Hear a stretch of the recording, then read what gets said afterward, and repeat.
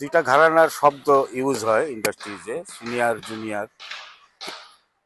তা আমাদের আমি আবার এগুলো হয় কি একটু মানি আর কি। সিনিয়র জুনিয়র তো সব জায়গাতেই আছে, কিন্তু আমরা যারা শিল্পী অভিনয় করি ক্যামেরার ফ্রেমের মধ্যেই আমরা থাকি। আর শুধু হিরো হিরোইন খল অভিনেতা দিয়েই তো আর চলচ্চিত্র হয় না, জুনিয়র আর্টিস্ট লাগে। আমার কাছে কেন জানি মনে হয় যে জুনিয়র শিল্পীরাই হলো অলংকার।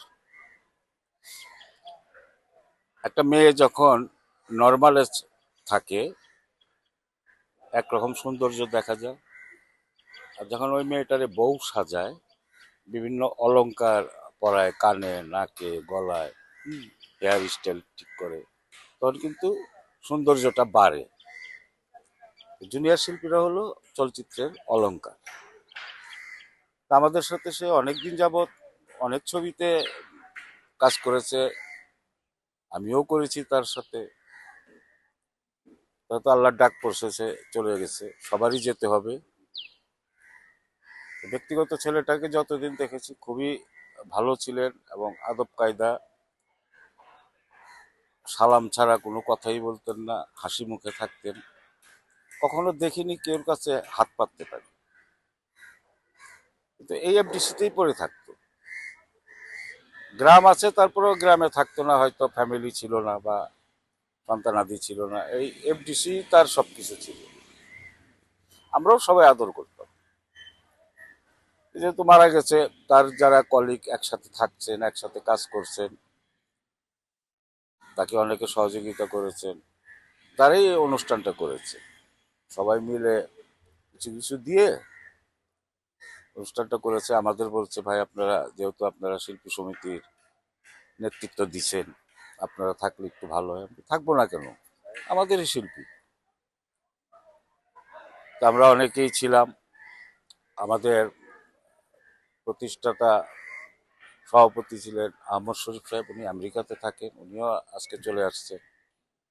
এই নিয়ে আমাদের চিত্রনায়িকা মুক্তি ম্যাডাম ছিলেন, Sony Rahman, fight director Chunnu, আমি। আমরা রানিং সমিতির এখন বর্তমানে আছি আর কি। আমি চলচ্চিত্র শিল্পী সমিতি ট্রেজারার, তারা কার্যনির্বাহী পরিষদের সদস্য। এই নিয়ে মোটামুটি ভালোই হয়েছে। আর শেষ কথা হলো যেটা,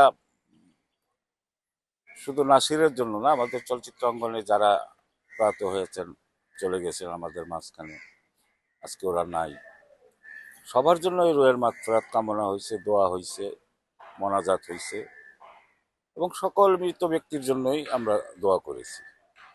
আল্লাহ যেন তাদেরকে বেহেশত নসিব করুক, তারা যেখানেই আছে আল্লাহ তাদেরকে ভালো রাখুক, এই দোয়াই করি। কারণ আমরা দোয়া ছাড়া আর কি করবো তাদেরকে। আমাদেরও বাবা মা চলে গেছে, আমার, তাদের জন্য দোয়া করছি, মৃত ব্যক্তির জন্য আর কি। আর কি বলবো।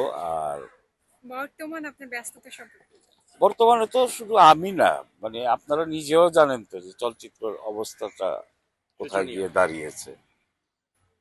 হচ্ছে যে না তাও না, অনেক চলচ্চিত্রই হচ্ছে। আর ইদানিং চলচ্চিত্রটা হয়ে গেছে কি একটা সিন্ডিকেটের মাধ্যমে, যার যে সিন্ডিকেট আছে তার লোকগুলোর নিয়ে তারা কাজ করতেছে। হ্যাঁ।